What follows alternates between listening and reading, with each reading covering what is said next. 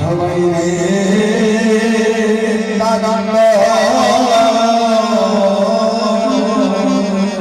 শ্রীপাদ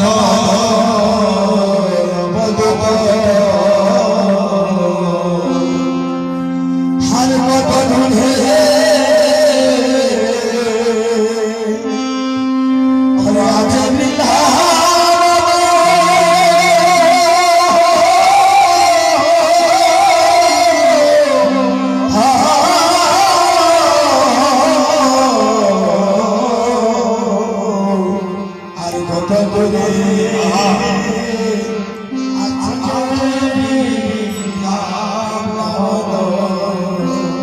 আমার অবশ্যই বিহরে ত্রিবর্ণ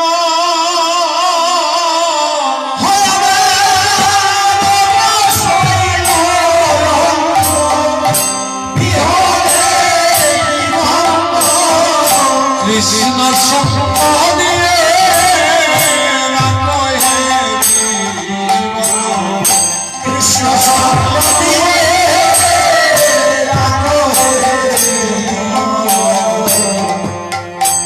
কত দূরে আছে বৃন্দাবন আরে কত দূরে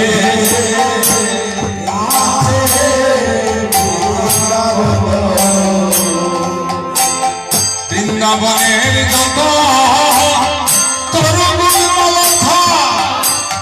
কৃষ্ণ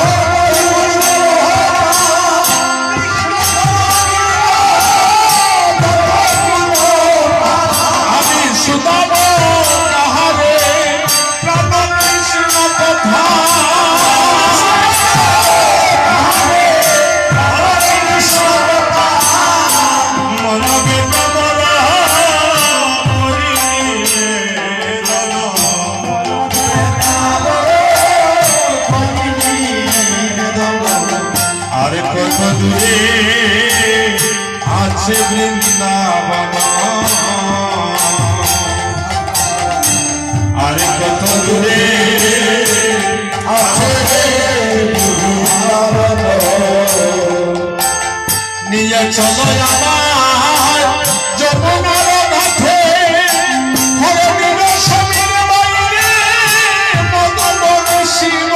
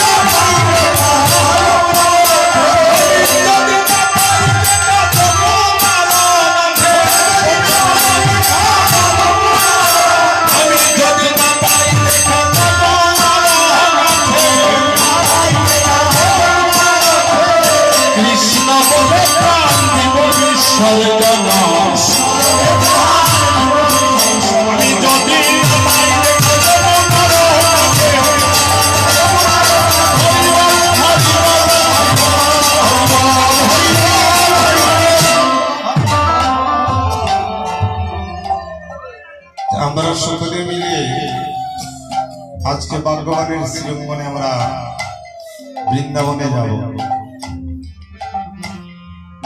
মানুষ সব জায়গায় যেতে পারে কিন্তু বৃন্দাবনে যেতে পারে না। বৃন্দাবনে যেতে হলে হিংসা, নিন্দা, অভিমান এই তিনটা বস্তু তৈয়া দিতে হবে। মুখে কথায় হবে না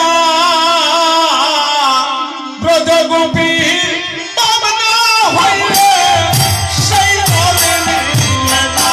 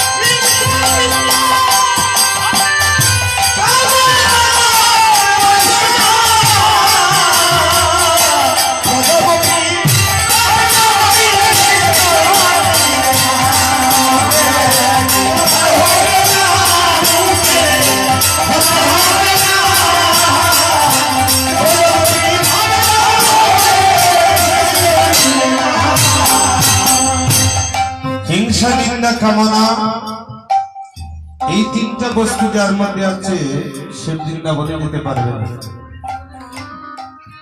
বৃন্দাবনে যাওয়াটা এত সহজ নয়। অনেকে বলে আমাদের তো টাকা আছে আমরা বৃন্দাবনে যাব। বৃন্দাবনে যদি চলে গেলে তারপর ধর্মনগর কেন আসবে? বৃন্দাবনে গেলে তো কেউ আর ধর্মনগরে আসে না। আপনি বলতে হবে বৃন্দাবনে যাননি, বৃন্দাবন নামটাকে দর্শন করতে গিয়েছিলেন। বৃন্দাবনে যেতে হলে এখানে একজন পাহাড়দার আছে, সেজন রাজনন্দিনী রাধা। তিল পরিমাণ এই বিশ্ব ব্রহ্মাণ্ডের কীট পতঙ্গ পশু পাখি সবাইকে যেদিন আপনি সমদৃষ্টিতে পূজা করতে পারবেন সেই দিন ওই বৃন্দাবনের দ্বার খুলে যাবে। আমরা বৃন্দাবনে যাই, বৃন্দাবনে রাধা কৃষ্ণ মিলিত তরু, রাধা গোবিন্দের প্রেম, রাধা গোবিন্দের ভালোবাসা। রাধা গোবিন্দ কি ভালোবাসা করেছিলেন? রাধা রানী এমন কে? রাধা হচ্ছেন ভক্ত স্বরূপ, লাদিনী শক্তি রাধা, যে ভগবান অনন্ত কোটি বিশ্ব ব্রহ্মাণ্ডের ভগবান আজ রাধা রানীর চরণে চূড়া চূড়া মোহনবাসী সব কিছু দিয়ে বলছেন, রাধে তুমি আমায় বৈষ্ণবের সাথে সজ্জিত করে দাও। আমি বৃন্দাবনে চলে যাব, আমি পরার মাকে মা বলবো, যার তার চরণে প্রেমাবিষ্ট হয়ে পড়ব। তুমি আমাকে সাজিয়ে দাও। আজ প্রেমময়ী রাধা রানী বলছেন, হে প্রাণনাথ দিলামে দিলাম আমার সকলে দিলাম,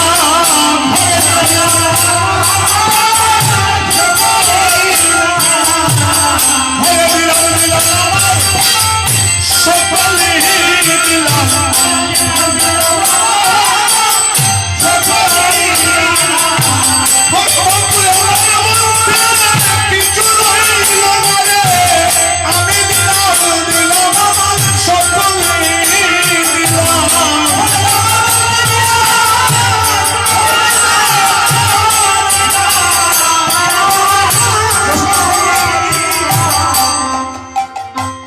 আমার মানি কুলমানি পিতা মাটি দেহ জীবন যৌবন আমি কিছু দিয়েছি। হে প্রাণনাথ তোমার শ্রীচরণে বলো, প্রাণনাথ আমার কি গন্ধে বাড়ার বাকি আছে? প্রাণ গোবিন্দ বলেছেন, অগরাধে তুমি আমাকে সব দিয়েছো, কিন্তু একটা বস্তু দান করনি, সেটা হচ্ছে তোমার মাধনাক্য মহাভাব। মহাভাবের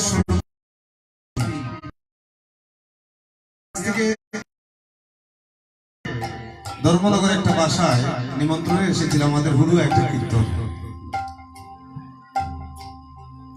দুইটা ভাষা পাশাপাশি। দেখুন ভক্ত আর ভক্তির মধ্যে কত তফাৎ। যে দুপুর বেলা বাসায় অনেক সময় পুরুষ লোক থাকে না, আমি এসে বললাম এই ঘরে কেউ আছেন? বললো দাদা কি চান? বলে না, আমাদের হুড়িয়াতে একটা কীর্তন দাদাকে নিমন্ত্রণ করার জন্য এসেছি। ও আমাকে একটা বসবার কথা বললো না, হ্যাঁ আমার গেটটা লাগিয়ে দিল। পাশের ঘরে গেলাম, গিয়ে দেখলাম ঠিক এইভাবে একজন নববধূ ঘর থেকে বাইরে হয়েছে। এসে আমাকে দেখেই বললো, আরে দাদা আপনি এসেছেন। গেটটা খুলে দিয়ে বললো বসুন, এক গ্লাস জল এনে দিয়ে বলছে আমি কি সেবা করতে পারি। এই দেখুন পাশাপাশি বাসার মধ্যে দুইজন বধূ, দুজনের মধ্যে ভক্তির কত তফাৎ। ভক্তিটা বাজারে